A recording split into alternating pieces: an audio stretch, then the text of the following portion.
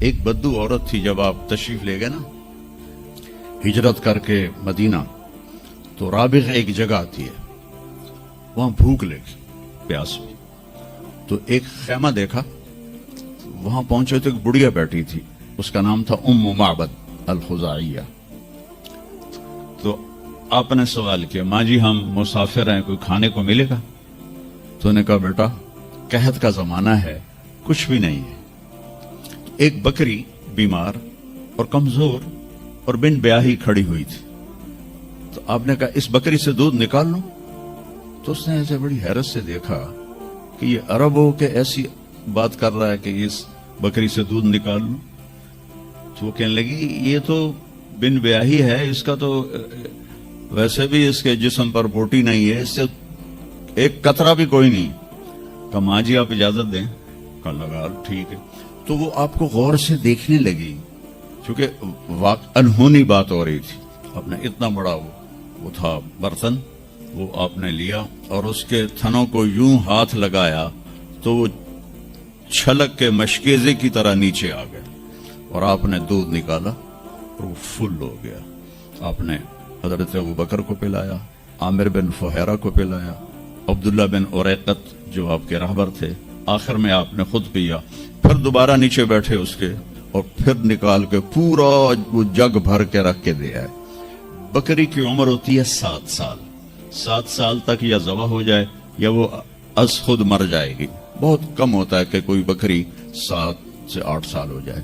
یہ اس بکری کو میرے نبی کے ہاتھ لگے تھے، یہ بکری 22 برس زندہ رہی، 22 برس، اور اس کو ذبح نہیں کیا گیا، یہ مر گئی، خود ہی مر گئی، وہ نبی کے ہاتھوں کی برکت۔ شام کو اس کا خامد آیا ابو معبد، انہوں نے کہا یہ دودھ کہاں سے؟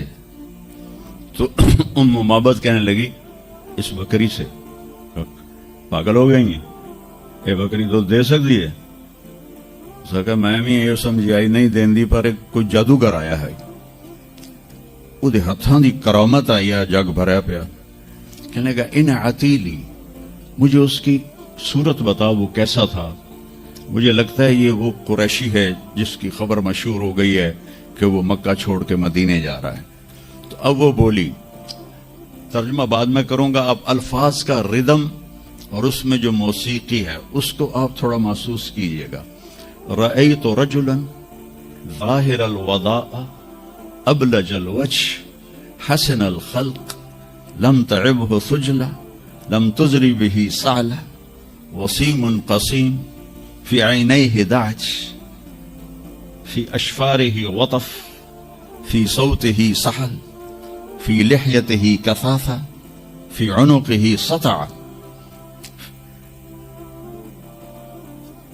إذا تكلم علاه البهاء وإذا سكت علاه الوقار من أنفسكم۔ تو میں نے ایک شخص دیکھا جیسے 14ویں کا چاند کپڑے پہن کے نیچے اتر آیا ہو، اور چاندوی کے چاند کی طرح چہرہ چمکتا تھا، کلیوں کی طرح روشن تھا، ماتھا بہت خوبصورت چوڑا تھا، سر بہت خوبصورت سیاہ بڑے بال تھے، اور بھویں بڑی خوبصورت کمان کی طرح، یہاں بال نہیں تھے، یہ جگہ صاف تھی۔ یہ ہماری بچیاں یہاں ان کو لیزر کرواتی ہیں، بھائی تو ان کو مٹاؤ یہاں سے، ہائی بھی کر دیا انتے اے بھی مٹائیں دیا۔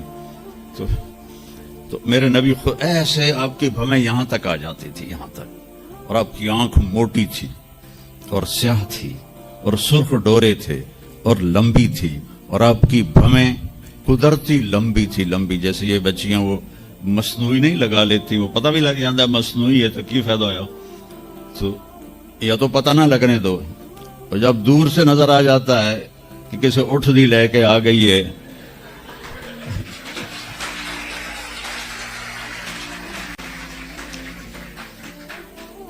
اونٹ کی بھویں بڑی موٹی ہوتی ہیں اور ڈبل ہوتی ہیں، ڈبل، تو اس لیے میں نے کہا جب کیسے اٹھ دی لے کے آ گئی ہیں، اور خوبصورت داڑھی تھی،